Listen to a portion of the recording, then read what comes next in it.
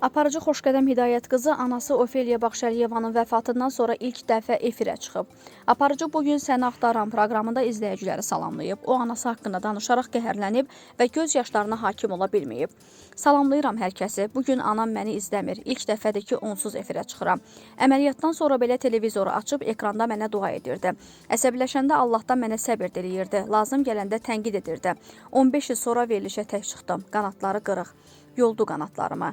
Burada çox taleylər izlədim. Anası dünyasına dəyişən insanları qucaqladım. Amma bugünkü qədər onları hiss etmədim. İçimdəki isti onlar qucaqlayanda yox idi. İndi isə var. Ana böyük qüvvədir. Onu heç kim əvəz edə bilməz. İndi anasız bir qız kimi bu sözü deyirəm.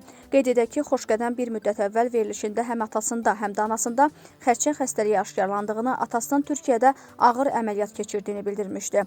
Onun anası bir neçə gün əvvəl vəfat edib.